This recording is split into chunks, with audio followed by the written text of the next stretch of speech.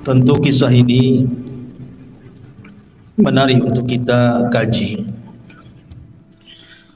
karena bagaimanapun Nabi Allah Ismail adalah kakek buyut daripada Nabi kita, Nabi Muhammad sallallahu alaihi wasallam. Nanti kita akan jelaskan nasab dari Nabi kita sampai kepada Nabi Allah Ismail alaihi salatu wassalam. Ma'asyiral muslimin yang dimuliakan Allah Subhanahu wa taala, di dalam Al-Qur'an Allah Subhanahu wa taala sebut tentang kisah Ismail ini 12 kali di 8 surat dalam Al-Qur'an. Di antaranya surah Al-Baqarah, kemudian terulang di Al-Imran, kemudian terulang di An-Nisa, kemudian juga pada surah Al-An'am, pada surah Ibrahim, kemudian Al-Anbiya, surah Sad, dan juga surah Maryam. Artinya cukup lengkap kisah Ismail alaihi salatu wassalam disebutkan di dalam Al-Quranul Karim. Kalau kita melihat kepada nasab daripada Ismail sampai kepada Rasul kita Nabi besar Muhammad sallallahu alaihi wasallam, jadi Ismail alaihi salatu wassalam itu memiliki 12 putra. Jadi anak-anak Ismail itu semuanya 12, satu perempuan. Di antara nama-namanya disebutkan oleh Imam Ibnu Ishaq, seorang pakar sejarah. Di antara anak-anak Ismail itu ada namanya Nabit, kemudian Qaidar, kemudian Misha, kemudian Musmi, kemudian Mashi, kemudian Ad-Daus, kemudian Arur, kemudian Yatur, kemudian Nabish, Tima, Qaidum, dan yang terakhir perempuan namanya Nasma. Ini seluruhnya 12 putra dan satu putri Ismail alaihi salatu wassalam. Lah dari keturunan Ismail itu ada namanya Nabit.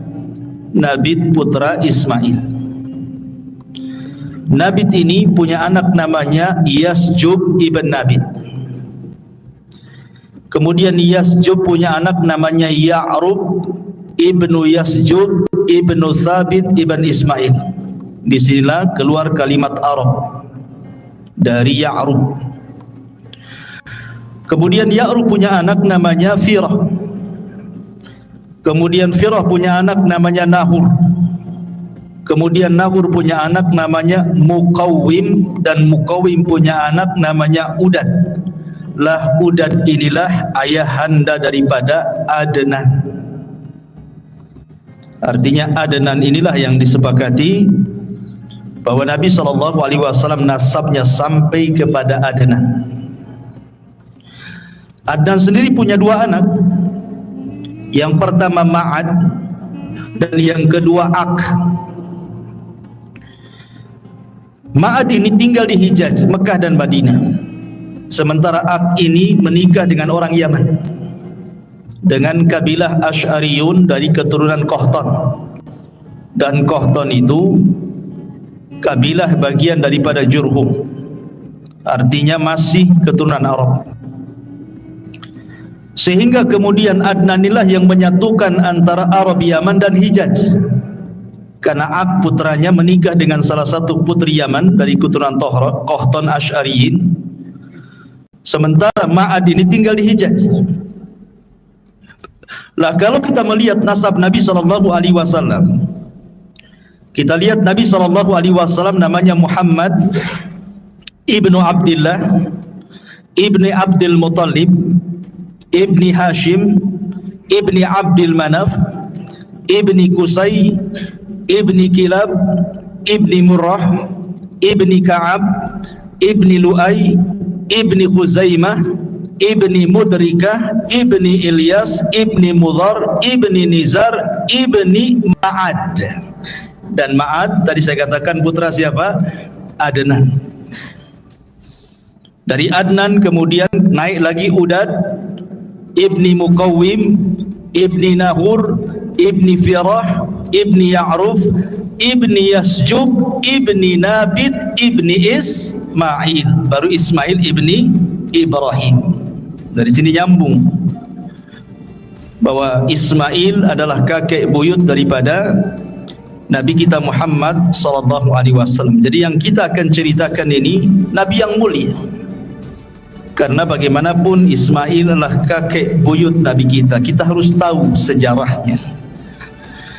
Ma'asyiral muslimin yang dimuliakan Allah Subhanahu wa taala, sepakat para ahli sejarah bahwa nabi-nabi sebelum Ibrahim itu semua keturunan Nuh alaihi salatu wassalam. Tetapi setelah Ibrahim alaihi salatu wassalam diutus, maka tidak ada nabi dan rasul satu pun kecuali keturunan Ibrahim. Jadi kalau sebelum Ibrahim, sepakat ulama sejarah bahwa para nabi keturunan daripada Syam, putra Nuh. Tetapi setelah Ibrahim diutus, maka tidak ada nabi dan rasul kecuali turunan Ibrahim. Makanya Ibrahim disebut Abul Anbiya, bapaknya para nabi. Lah Ibrahim sendiri memiliki banyak anak sebenarnya, karena istrinya juga banyak. Walaupun yang masyhur dia menikah dengan dua wanita, Hajar dan Sarah kan gitu ya. Tapi ada wanita lain dinikahi, Ibrahim punya anak. Putra Ibrahim itu antara 7 sampai 8, tetapi yang masyhur adalah Ismail dari istrinya Hajar dan Ishak dari istrinya Sarah. Kemudian dari Ishak lahirlah seorang nabi juga namanya Yakub, dan dari Yakub ini lahir 12 keturunannya, salah satunya Nabi Yusuf alaihi salatu wassalam. Dan dari 12 ini berkembang biak dan disebut dengan Bani Israel. Dari turunan Yakub ini ribuan para nabi muncul dan diutus kepada Bani Israel, dan ditutup dengan kenabian dan kerasulan Isa ibnu Maryam alaihi salatu wassalam. Ini dari jalur Ishak. Tapi kalau dari jalur Ismail tidak ada yang jadi nabi, tidak ada yang jadi nabi. Baru setelah kemudian keturunannya sampai kepada Abdul Muttalib. Abdul Muttalib punya anak namanya Abdullah. Dari Abdullah inilah lahir Nabi akhiruz zaman, Khatamul Anbiya wal Mursalin, Rasul Muhammad sallallahu alaihi wasallam. Itu kalau kita bicara nasab. Tentu ketika cerita Ismail tidak lepas daripada kisah ibundanya Hajar. Lalu siapa Hajar ini? Ada yang mengatakan bahwa Hajar ini, kalau menurut versi Yahudi, ia adalah seorang budak yang berada di istana Farainah, istana Fir'aun Mesir kala itu. Kemudian dihadiahkan kepada Sarah dan menjadi budak Sarah. Tentu sebagian ulama membantah kalau Hajar itu seorang budak, karena di sini ada berbau merendahkan merendahkan kepada Nabi kita Muhammad sallallahu alaihi wasallam seolah-olah dia turunan budak, dan seolah-olah Sarah itu lebih afdal dibandingkan Hajar, dan seolah-olah Yahudi lebih afdal dibandingkan Islam. Nanti menuju ke situ, sehingga orang-orang Yahudi di dalam kitabnya At-Takwim itu mereka mengatakan seperti itu, hanya seorang budak, sementara Sarah ini tuannya. Sehingga ada sebagian para ulama membantah, Hajar ini bukan budak.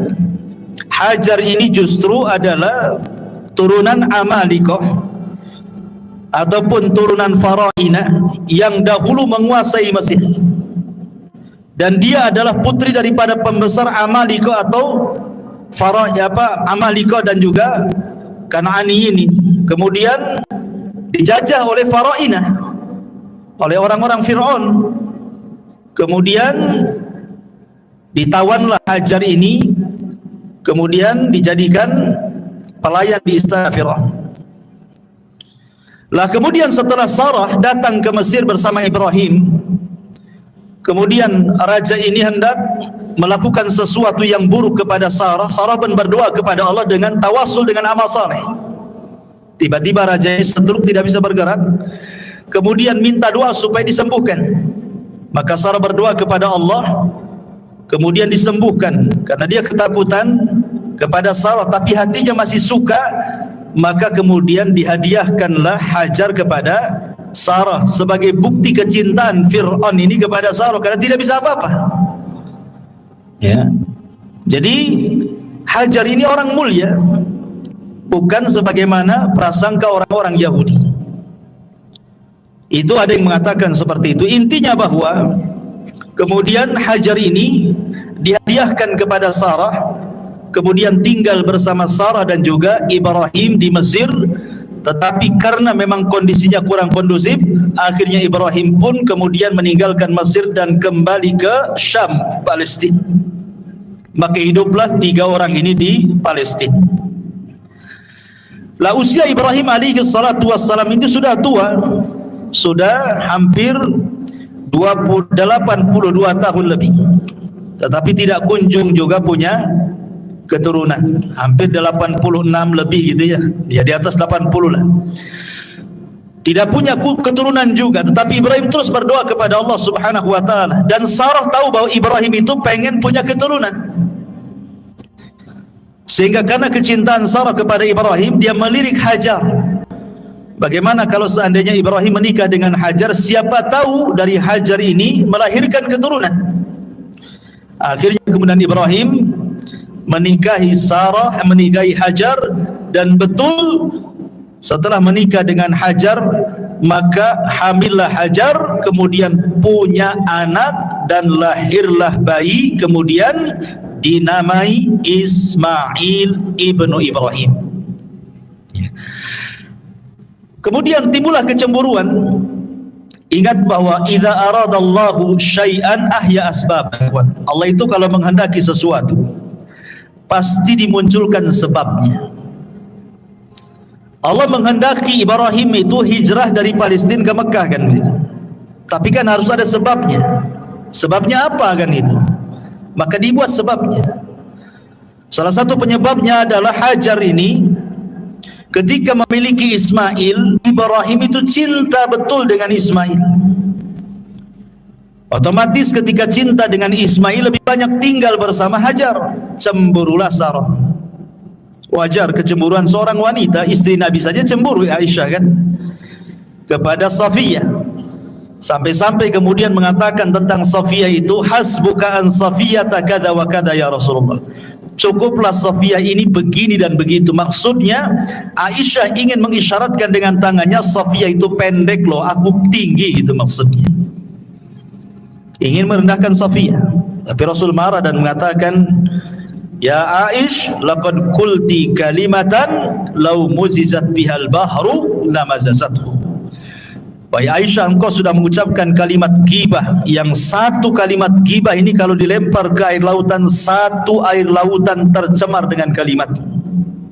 Aisyah cemburu karena Safiyah itu walaupun kecil pendek tapi cantik. Artinya kecemburuan itu ada gitu. Jangan dikira istri Nabi tidak cemburu kan gitu. Kalau istri Nabi saja cemburu, apalagi istri antum. Kalau antum poligami ya wajar kan itu. Jangan ngamuk-ngamuk antum kan itu. Aisyah saja cemburu, kemudian juga Sarah juga cemburu kepada Hajar kan. Akhirnya Sarah meminta kepada Ibrahim untuk dijauhkan Hajar dengan dirinya. Terserah mau ditaruh di mana, tapi jangan dekat-dekat dengan diriku. Dari situlah datang perintah agar Ibrahim membawa Hajar ke mana? Ke Mekah. Bayangkan Palestina ke Mekah itu kan perjalanan 1 bulan naik unta tuh. Tentu sekali lagi karena hikmah yang Allah kehendaki. Maka berangkatlah kemudian Ibrahim bersama Hajar dan bayi kecil Ismail. 1 bulan naik unta sampai kemudian singgah di sebuah wadi, lembah. Lembah itu tidak ada tanaman, tidak ada air.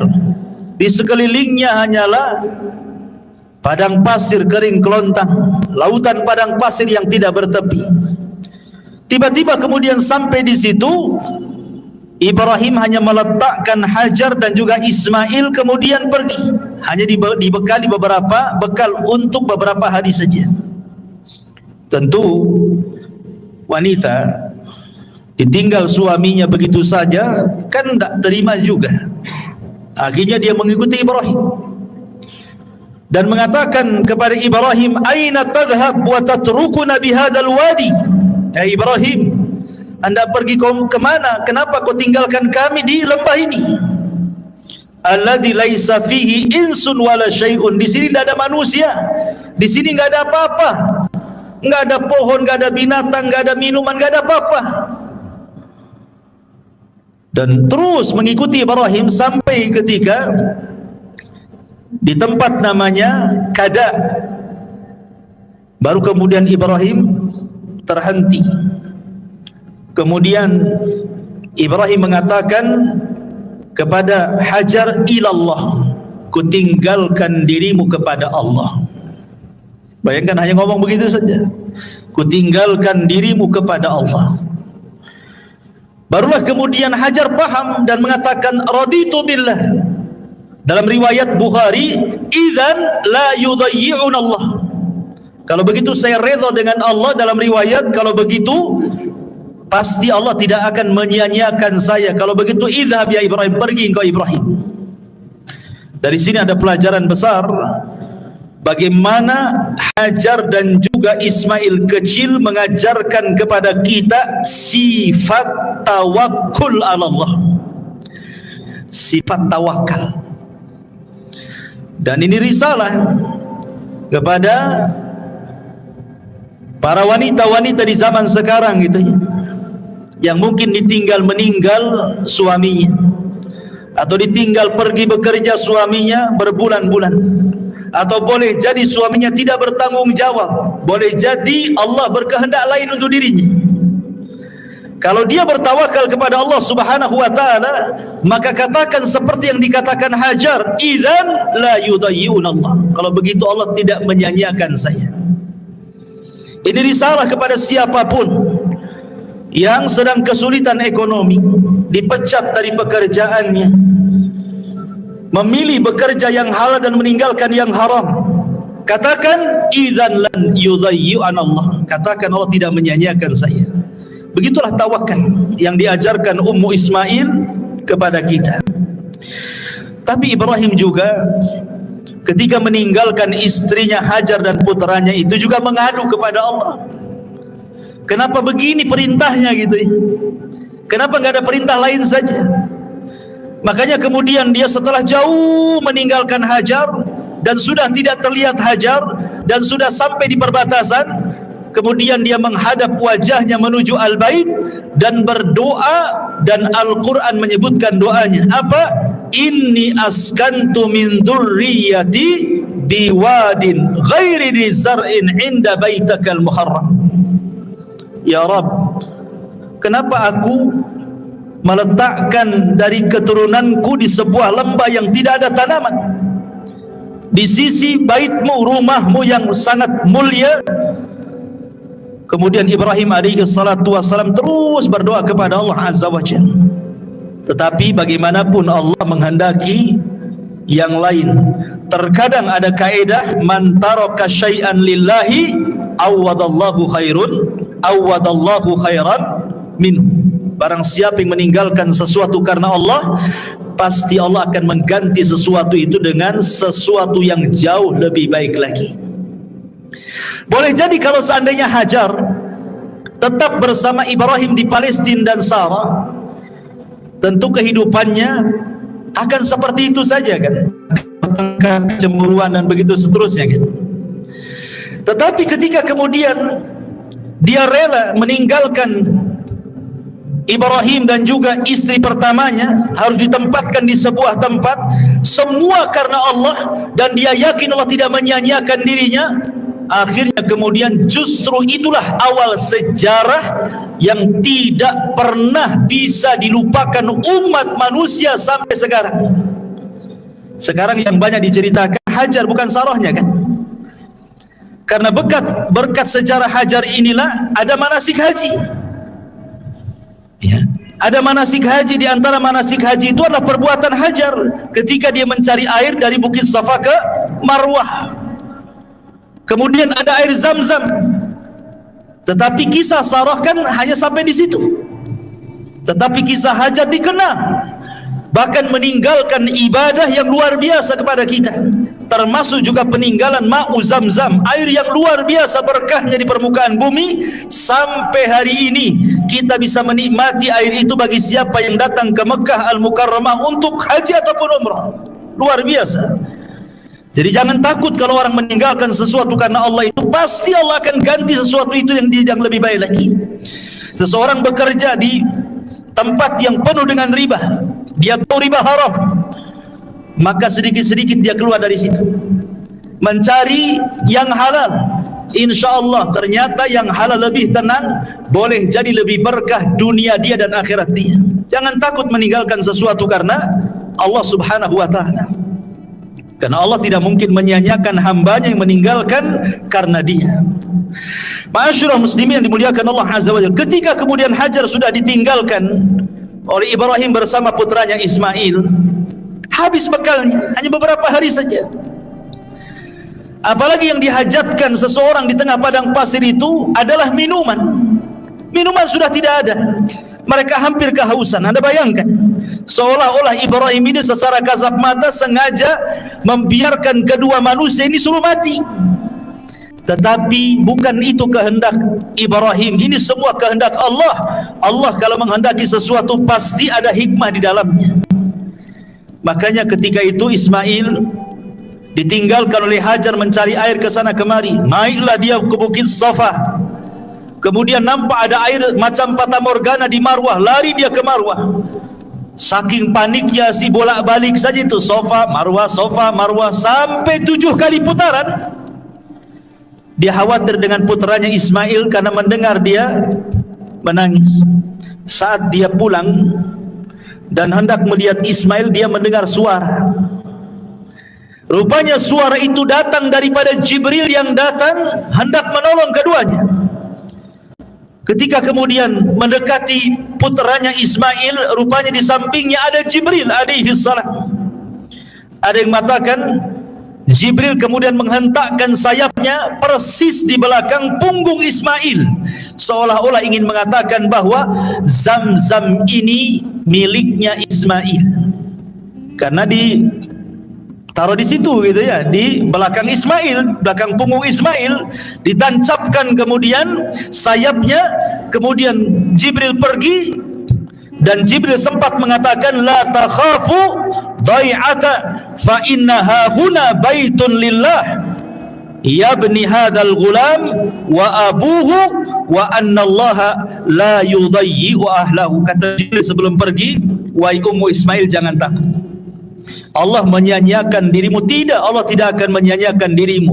Di sini kelak akan dibangun Baitullah, rumah Allah, yang akan membangunnya ni anakmu Ismail yang masih bayi dan bapaknya kelak Ibrahim.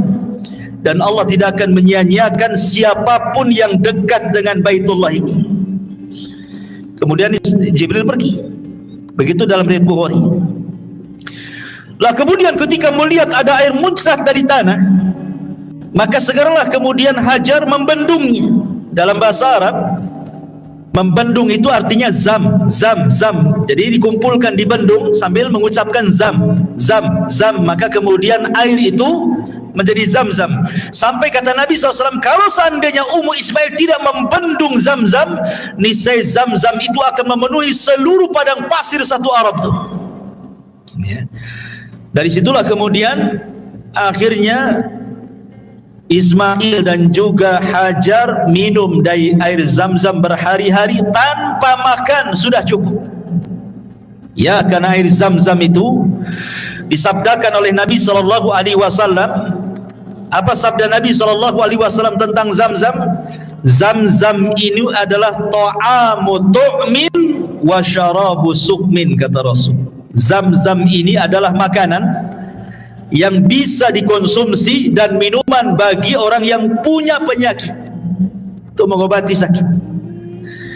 Jadi walaupun minum air zam-zam itu sudah kenyang, bahkan dikisahkan dari sahabat Abu Dzar Al-Ghifari radhiyallahu anhu. Jadi Abu Dzar Al-Ghifari itu pernah 1 bulan ketika safar, habis bekal makanannya, tinggal air zam-zam. Akhirnya kemudian dia minum saja air zam-zam 3 hari sehari. Rupanya kata Abu Dzar, hatta samintu, sampai aku gemuk gara-gara minum terus air zam-zam. Enggak makan dia 30 hari. Abu Dzar Al-Ghifari radhiyallahu an tidak makan, hanya minum saja 30 hari.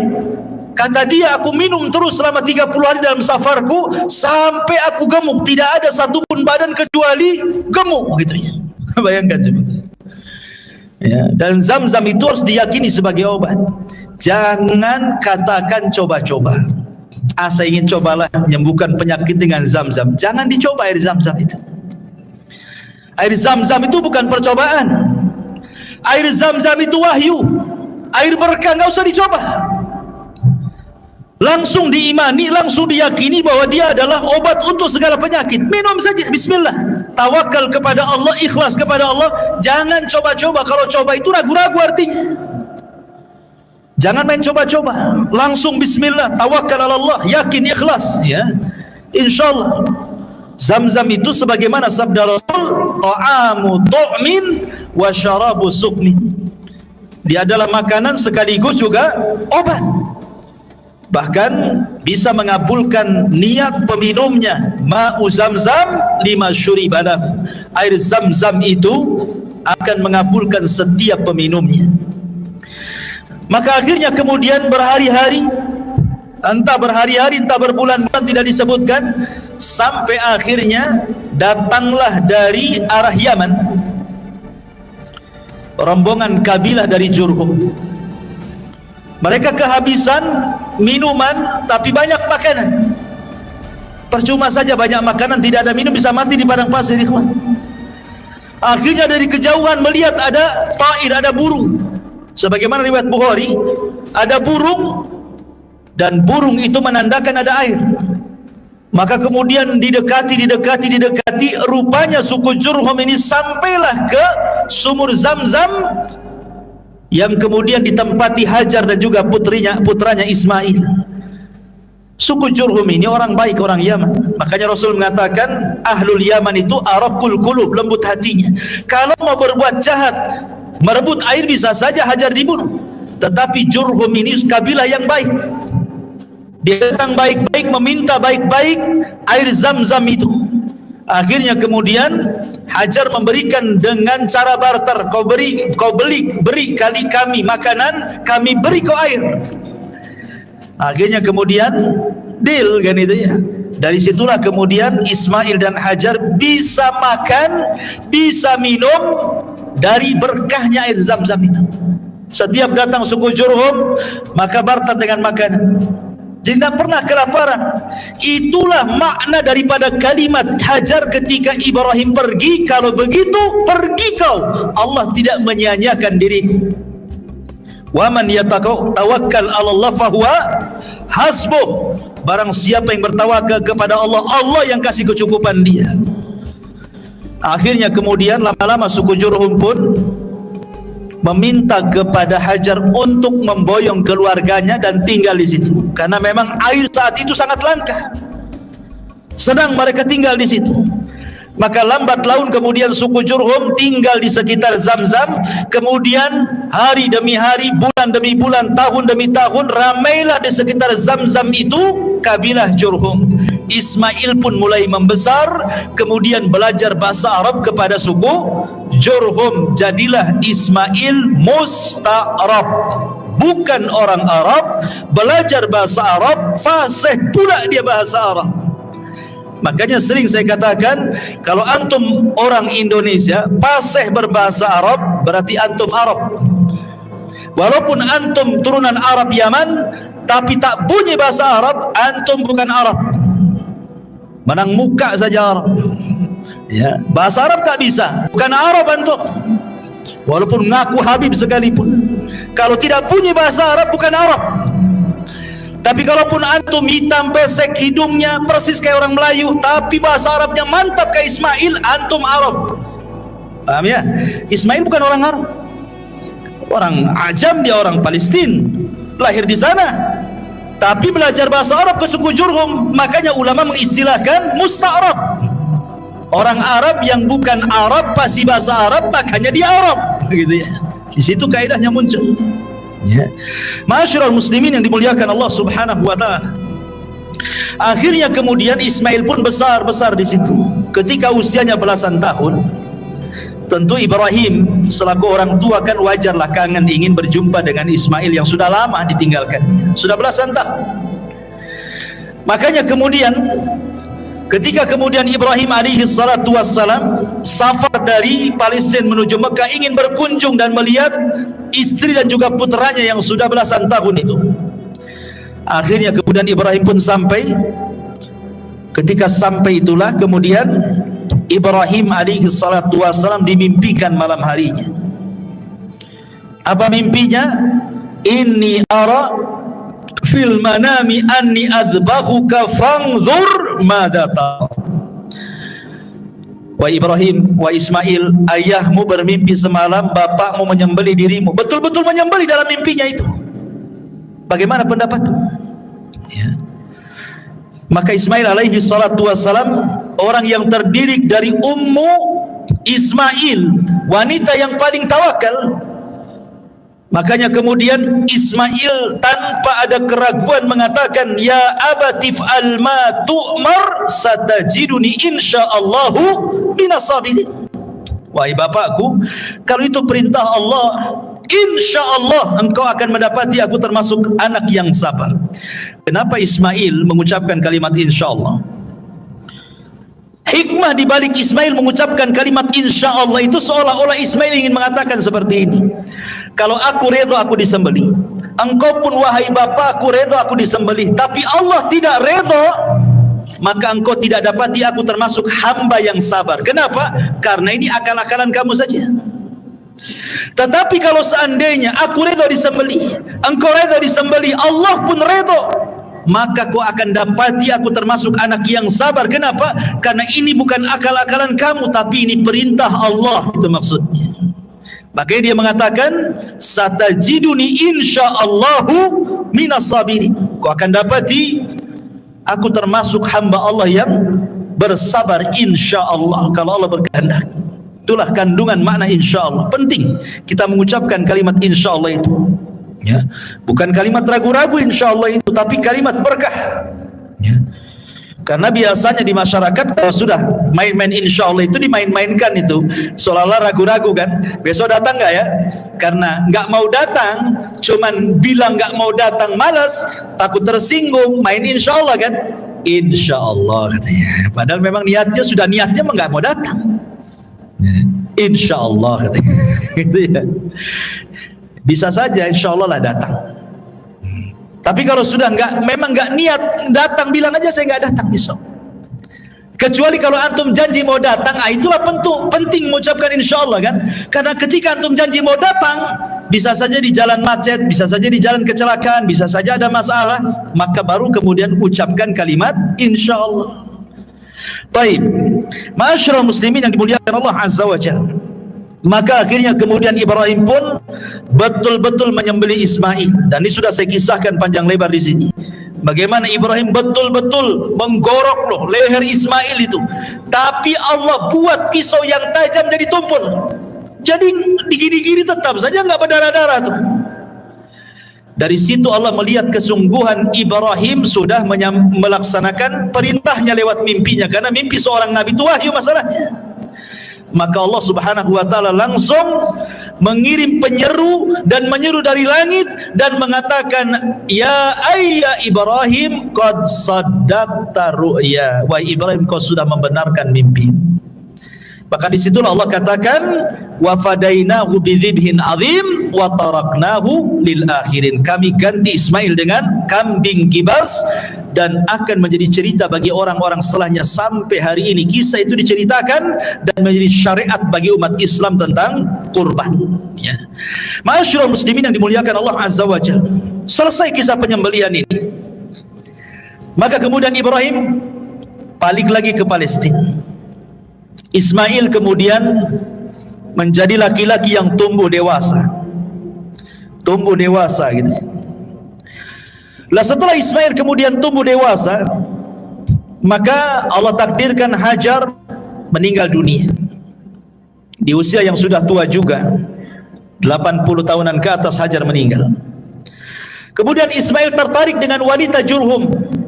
Menikahlah Ismail dengan wanita Jurhum. Masalahnya disebutkan di dalam sejarah, bahkan juga diriwayatkan dalam Sahih Bukhari, bahwa ketika kemudian Ismail alaihi salatu wassalam menikah dengan wanita Jurhum itu, Ibrahim mendengar putranya sudah menikah. Maka Ibrahim dari Palestina datang ke Mekah ingin melihat istri daripada Ismail. Kemudian ketika dia berkunjung kepada rumah Ismail, Ismail sedang pergi, sedang mencari kerja, sedang mencari maisha. Maka kemudian Ibrahim bertanya kepada istri pertama Ismail yang dinikahi ini tentang bagaimana kehidupannya. Tiba-tiba kemudian ngeluh dia dan mengatakan, nahnu bisyarrin, nahnu fi dhikin wa syiddatin, fasyakat ilaihi. Hidup kami ini susah, kata istri pertamanya ini. Hidup kami dalam kejelekan, hidup kami tidak senang, hidup kami dalam kemiskinan, susah makan, macam-macam diadukan kepada Ibrahim. Ini istri Ismail tidak tahu kalau di depannya itu Ibrahim, ya, karena dia ngaku dia mertuanya kan gitu. Akhirnya kemudian Ibrahim ini melihat ini kok istrinya aneh, ini kok ngeluh-ngeluh gini nih.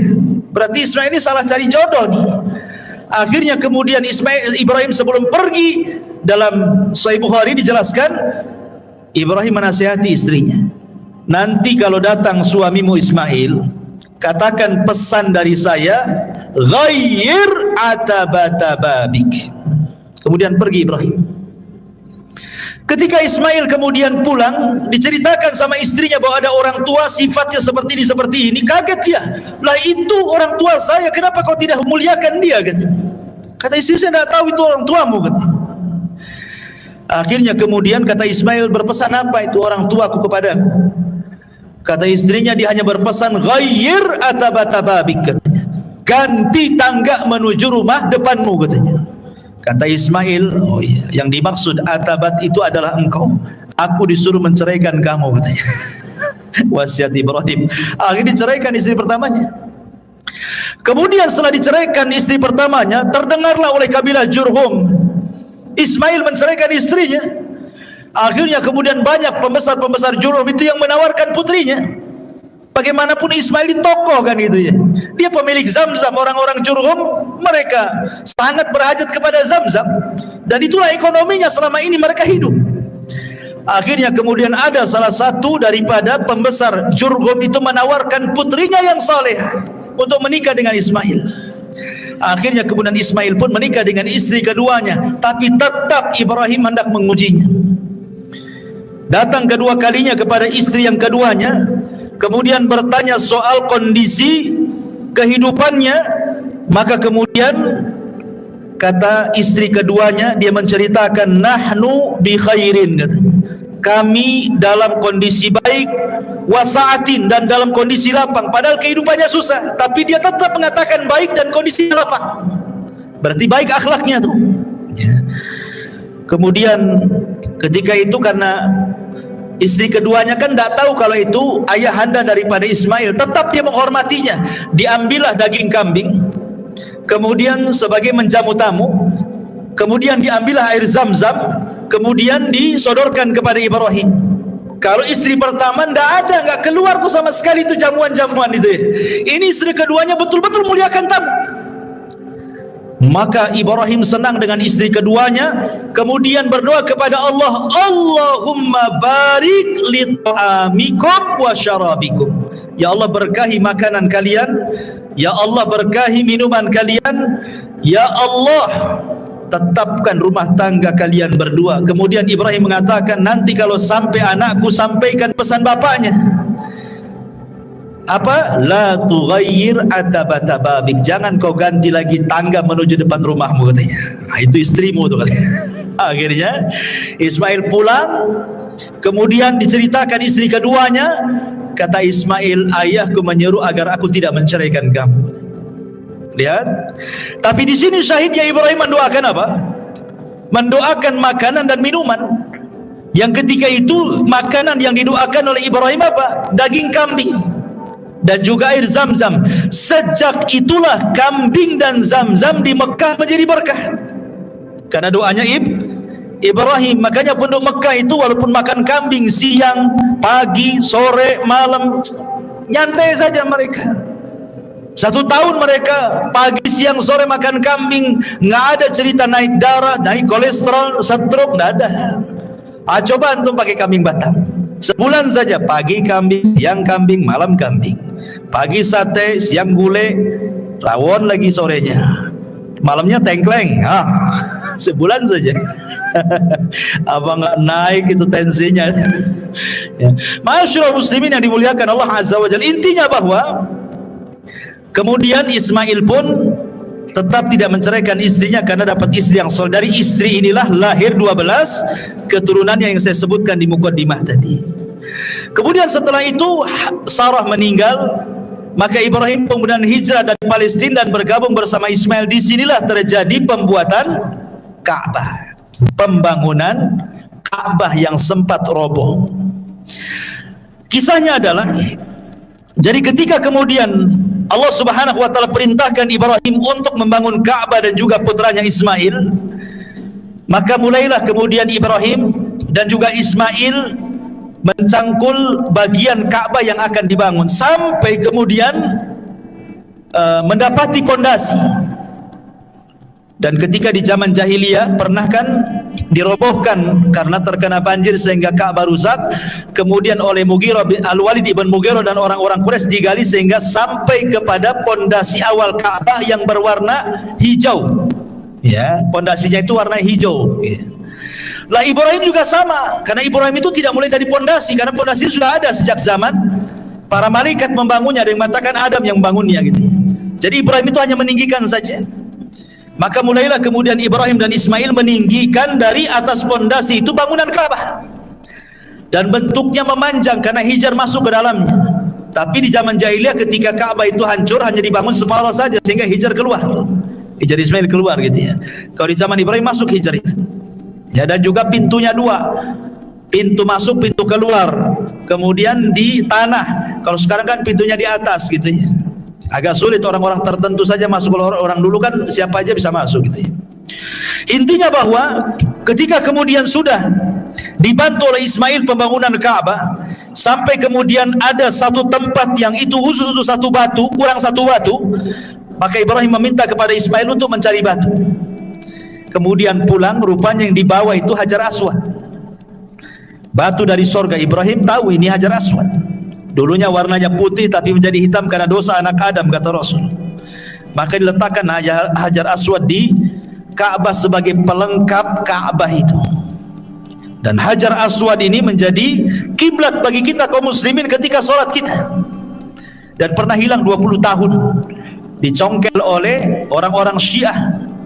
Ketika Syiah menyerbu Mekah ketika itu kan sampai di pantai ribuan jemaah haji itu, sampai orang yang nempel di kiswah Ka'bah aja di pantai itu, orang-orang Syiah itu dicongkel itu Hajar Aswad, dibawa ke Bahrain. 20 tahun hilang Hajar Aswad itu. Tapi setelah Hajar Aswad dicuri sama orang-orang Syiah itu, dibawa ke Bahrain, banyak azab menimpa Bahrain. Akhirnya takut dibalikin lagi setelah 20 tahun. Ya, Ma'asyiral muslimin yang dimuliakan Allah Subhanahu wa taala, intinya bahwa Allah Subhanahu wa taala menggambarkan dalam Al-Qur'an, inna awwala baitin wudi'a lin-nasi lalladzi bi Bakkah mubarakan wa hudan lil alamin fihi ayatun bayyinatun maqamu Ibrahim wa man dakhalahu kana amina walillahi 'alan nasi hajjul baiti man istata'a ilaihi sabila wa man kafara fa innallaha ghaniyyun 'anil alamin. Sesungguhnya rumah yang mula-mula dibangun untuk tempat beribadah manusia adalah Baitullah yang ada di Bakkah ataupun Mekah, yang diberkahi dan menjadi petunjuk bagi semua manusia. Di sana terdapat tanda-tanda yang jelas, di antaranya makam Ibrahim. Barang siapa memasuki Baitullah, amanlah dia. Dan di antara kewajiban manusia terhadap Allah adalah melaksanakan ibadah haji ke Baitullah, yaitu bagi orang-orang yang mampu mengadakan perjalanan ke sana. Barang siapa yang mengingkari kewajiban haji, maka ketahuilah Allah Maha Kaya bagi seluruh alam semesta. Ketika Ibrahim sudah selesai itu membangun Ka'bah, dan apabila dia capek maka dia berdiri di samping Ka'bah yang kemudian menjadi makom Ibrahim. Makom dulu tempat istirahatnya di situ, makanya makom sekarang kan. Ya.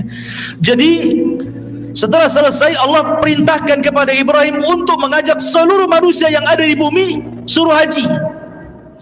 Ibrahim gimana? Harus datang kemana-mana mengajak manusia haji, perlu berapa waktu ke timur, ke barat, ke selatan, ke utara. Jadi Ibrahim mengatakan, ya Rabb, tidak mungkinlah saya berjalan ke sana kemari kan itu. Tapi Allah mengatakan, ya Ibrahim, aku tidak suruh kau jalan ke sana kemari, aku suruh kau berteriak dari Mekah. Nanti kami yang sampaikan suaramu ke ujung barat, ke ujung timur, ke selatan dan ke utara. Dan ini mukjizatnya Ibrahim. Cukup kau serukan manusia untuk haji, suaramu sampai di sana nanti, gitu maksudnya. Maka Ibrahim pun menyerukan manusia untuk haji, suaranya kemana-mana, masuk ke telinga semua manusia. Subhanallah, seruan Ibrahim masih melengket di telinga kita sampai hari ini. Semua datang ke Mekah, ya, semua datang ke Mekah kan. Alhamdulillah, seruan Ibrahim sampai hari ini melekat di telinga-telinga kaum muslimin. Wa'adzin finnas, ya, dan serukan kepada manusia untuk haji, ya'tuka rijalan wa ala kulli dhamirin ya'tin min kulli fajin ami, kata Allah. Maka akan datang dari semua belahan negeri untuk menziarahi Ka'bah. Sadaqallahul azim. Lihat bagaimana sekarang dari penjuru negeri datang ke Mekah. Subhanallah, tidak ada orang yang bosan datang ke Mekah dalam rangka haji dan umrah. Ya, buktinya orang yang hari-hari umrah belakangan punya travel umrah pula dia. Saking pengen terus ke sana bolak-balik gitu. Begitulah Allah cintakan manusia untuk haji. Ma'asyiral muslimin yang dimuliakan Allah Subhanahu wa taala. Kemudian Nabi Ibrahim alaihi salatu wasalam wafat, dan Allah Subhanahu wa taala kemudian menggantikan estafet dakwah Ibrahim kepada pundak Ismail. Makanya Allah Subhanahu wa taala firmankan di dalam surah Maryam ayat 54-55, wadhkur fil kitabi Ismail innahu kana sadiqal wa'di wa kana rasulan nabiyya. Ceritakan wahai Muhammad fil kitab, di dalam Al-Quran, tentang Ismail. Dia adalah orang yang sangat jujur dan amanah. Wa kana rasulan, dia seorang rasul, nabiyan, dan seorang nabi. Diutus kepada siapa kalau dia seorang rasul? Ismail diutus kepada seluruh bangsa Arab. Jadi Ismail nabinya bangsa Arab, dia seorang rasul dan seorang nabi. Wa kana ya'muru ahlahu bis salati waz zakati wa kana inda rabbih mardiyya, dan dia memerintahkan keluarganya untuk salat, zakat, dan dia di sisi Allah sangat diridhai, sangat disukai. Ismail diangkat menjadi nabi dan rasul dan berdakwah setelah Ibrahim kepada seluruh bangsa Arab.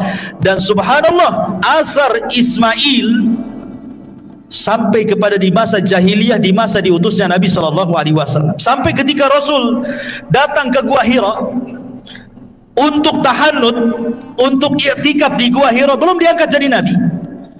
Kemudian Rasul SAW tafakkur di situ, beribadah kepada Allah Azza wa Jalla, beribadah atas syariat siapa coba? Kan belum diangkat jadi Nabi, belum ada syariat kan?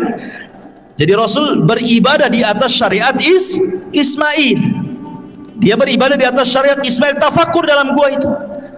Ya, karena belum ada syariat yang diberikan kepada Rasul seperti sholat, zakat, puasa, Quran dan begitu seterusnya, maka dia tafakkur ala syariat Ismail.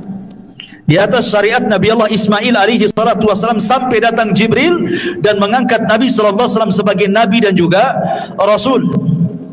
Dan ketika Ismail alaihi salatu wassalam meninggal dunia, suku Jurhum itu dari turunan Ismail dan juga turunan istrinya itu masih mentauhidkan Allah, tapi masalahnya tidak bertahan.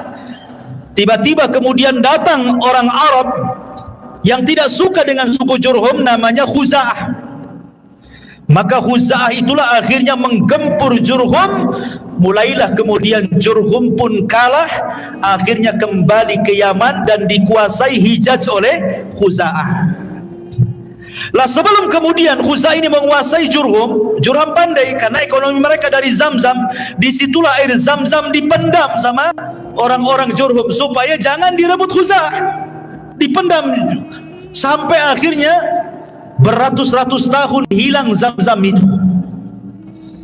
Ketika kemudian dikuasai oleh Khuza'ah, Khuza'ah tidak menemukan di mana letak air Zamzam itu. Subhanallah, di antara salah satu tokoh daripada tokoh Khuza'ah ada namanya Amr ibn Luhai. Amr ibn Luhai. Amr ibn Luhai inilah, dialah yang pertama kali merubah agama Ismail dan juga Ibrahim di kota Arab. Di negeri Arab itu dialah yang pertama merubahnya. Karena dia yang membawa patung Hubal dari Syam kemudian meletakkan di dalam Ka'bah. Makanya Rasul mengatakan, inni ra'aitu Amr ibn Luhai fin nari yajurru am'a'ah. Aku melihat Amr ibn Luhai terburai ususnya di neraka karena dia yang pertama kali merubah syariat Ibrahim. Amr ibn Luhai ini. Sejak itulah Amr ibn Luhai mengasas akidah musyrik, menyembah berhala. Akhirnya tidak ada satupun orang Arab kecuali menjadi penyembah berhala, kecuali hanya beberapa orang yang bisa dihitung dengan jari yang masih beragama Ismail dan Ibrahim, seperti Waraqah ibn Naufal, ya, kemudian ayahanda Said ibn Said, ya, kemudian beberapa orang, ya, tidak banyak itu yang masih beragama Hanafiyah samah, termasuk Nabi SAW masih berpegang dengan syariat Ismail, ya. Tetapi yang lainnya semua menjadi penyembah berhala. Lah baru di zaman Abdul Muttalib, di zaman Abdul Muttalib inilah baru kemudian ditemukan air Zamzam. Jadi begini kisahnya. Abdul Muttalib ini, ikhwatu fillah, muliakan Allah Azza wa Jalla, ketika itu menjadi Sayyidul Arab, pemimpin Arab, karena Quraisy itu dipimpin oleh dua kabilah, kabilah Bani Abdi Manaf dan kabilah Bani Khuza'ah, kabilah Bani Khuza'ah, Makhzum, Bani Makhzum. Ada Bani Makhzum, kabilahnya Abu Jahal. Ada kabilahnya Bani Abdi Manaf, kabilahnya Bani Hashim, kabilah Nabi SAW. Jadi yang lain itu kabilah-kabilah kecil, yang besar ini nih, Bani Makhzum dan Bani Abdi Manaf. Jadi gantian tuh, kadang-kadang yang menjadi pemimpin dari keturunan Makhzum, kadang-kadang dari Bani Abdi Manaf. Lah ketika itu yang menjadi pemimpin adalah dari Bani Abdi Manaf, Abdul Muttalib. Tapi setelah Abdul Muttalib meninggal, diambil alih oleh Bani Makhzum, Abu Jahal menjadi pemimpinnya, ya. Jadi Abdul Muttalib ini bermimpi ketika dia sedang tertidur di Hijr Ismail, didatangi malaikat dan mengatakan, ihfir at-tayyibah, ihfir at-tayyibah, galilah at-tayyibah, benda yang baik. Kemudian besoknya mimpi lagi, didatangi lagi malaikat yang sama dengan mengatakan, ihfir al-barrah, ihfir al-barrah, katanya. Barrah ini apa? Benda yang baik ini. Kemudian yang ketiga kalinya, 3 hari berikutnya mimpi lagi, ihfir al-madrunah, katanya. Galilah sesuatu yang tersimpan. Abu Talib makin bingung. Hari keempatnya bermimpi lagi, baru jelas-jelas mengatakan ihfiriz Zamzam, katanya. Kamu harus menggali Zamzam. Oh, baru paham maksudnya. Kemudian dia dikasih tahu tanda-tandanya. Tanda-tanda kau menggali Zamzam itu 3. Pertama, di situ ada qaryatun namlin, ada desa semut, sarang semut. Yang kedua, di situ ada ghurab, ada gagak yang sedang makan semut. Yang ketiga, di situ ada darah yang tertumpah. Kalau itu terjadi, galilah di situ. Akhirnya suatu hari Abdul Muttalib ini sedang berjalan-jalan di Sya'b Arab ini. Rupanya dia melihat kok banyak semut di situ. Kemudian dia melihat ada gagak yang sedang matuk-matuk semut itu. Tiba-tiba ada unta lari dikejar oleh tuannya, sedang kabur unta itu. Rupanya unta itu tertangkap persis di sarang semut itu, kemudian oleh pemiliknya langsung disembelih. Tertumpahlah darahnya di situ. Dia teringat mimpinya tuh. Oh, ya jangan-jangan di sini, karena mimpinya persis kayak gitu kan. Sarang semut, ada gagak, ada tumpahan darah di situ. Ah, jangan-jangan di sini dia. Ketika itu Abdul Muttalib belum punya anak banyak, cuma satu namanya Al-Harith. Karena belum punya nazar ketika itu. Akhirnya sama Al-Harith diajak, ayo kita gali di sini, jangan-jangan di Zamzam nih. Digalilah berdua.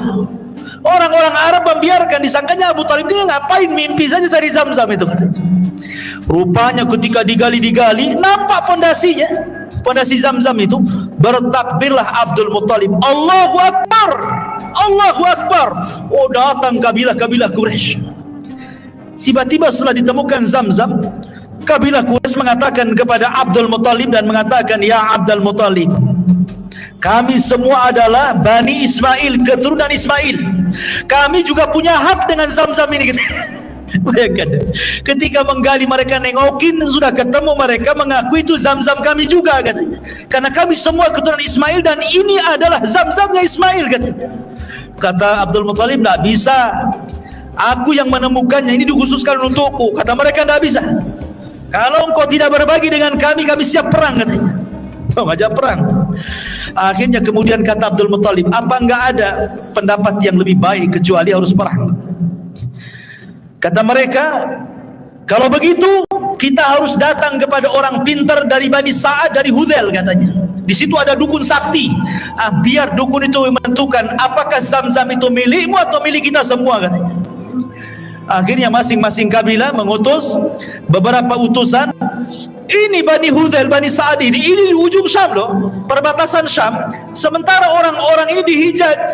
Kalau mereka mau datang ke dukun yang ada di perbatasan Syam itu, harus melewati berbulan-bulan padang pasir. Coba bayangkan juga, hanya ingin nemuin dukun aja tuh. Berangkatlah mereka. Subhanallah, di tengah jalan kehabisan bekal, kehabisan minum, banyak mati. Sehingga hanya beberapa orang saja yang masih hidup. Akhirnya mereka pun sudah tidak bisa lagi melanjutkan perjalanan dan hampir menguburkan hidup mereka sendiri karena tidak sanggup lagi, masih jauh perjalanan, sementara air sudah nggak ada. Kemudian mereka mengatakan, kata Abdul Muttalib, sebaiknya kita berpencar saja, kita cari air, mudah-mudahan mungkin di sekitar sini ada air, masing-masing gak dapat rezeki gitu.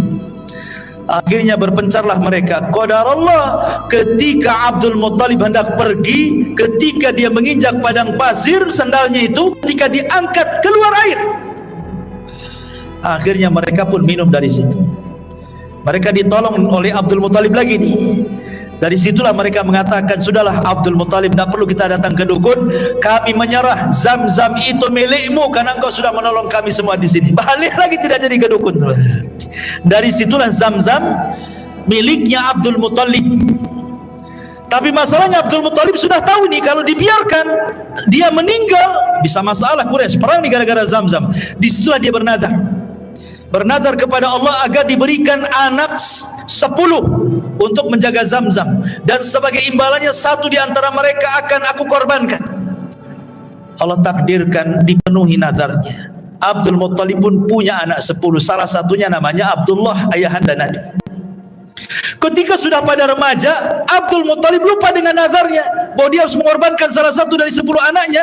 Tetapi kemudian diingatkan, hai Abdul Muttalib, kau sudah berjanji akan mengorbankan salah satu putranya. Dikurahlah anak-anaknya. Subhanallah, yang kena pula Abdullah. Abdullah itu anak yang paling dicintai Abdul Muthalib dan disayangi orang-orang Quraisy. Makanya orang-orang Quraisy mengatakan, gak usahlah disembelih Abdullah itu, kau datang aja ke dukun lagi, mungkin ada solusi yang lain gitu. Datanglah Abdul Muthalib ke dukun. Kata dukun, cobalah dikocok kayak arisan katanya. Ya, tulis dalam dua kertas, satu nama Abdul Muthalib, satu 10 unta. Kocok siapa yang keluar, kalau 10 unta berarti selamatlah Abdullah. Kau sembeli 10 unta, bagikan fuqara wal masakin katanya. Dikocok, keluar Abdullah. Lah, keluar Abdullah. Akhirnya kemudian pasang lagi 10 ekor unta. Dikocok Abdullah lagi keluar, pasang lagi 10 ekor unta. Sampai akhirnya 10 kali pasang. Berarti sudah 100 ekor unta tuh. Baru keluar unta. Akhirnya dia terpaksa menyembelih 100 ekor unta loh ya, diberikan kepada fuqara wal masakin dan tidak jadi menyembelih Abdullah. Dan situlah 100 ekor unta menjadi diat pembunuhan. Kalau ada orang membunuh, kisos. Kalau tidak dikisos, bayar 100 ekor unta. Jadi diat. Nah, makanya Nabi SAW disebut Ibnu Dzabihataini, anak dari dua orang yang akan disembelih. Pertama ayahandanya Abdullah, yang kedua Ismail, kakek buyutnya, putra daripada Ibrahim alaihi salatu wassalam. Wallahu alam. Sampai di sini kisah Nabi Allah Ismail alaihi salatu wassalam, kakek buyut Nabi kita yang mulia alaihi salatu wassalam. Subhanakallahumma bihamdika asyhadu an la ilaha illa anta astaghfiruka wa atubu ilaik. Allahu ta'ala. Assalamualaikum warahmatullahi wabarakatuh.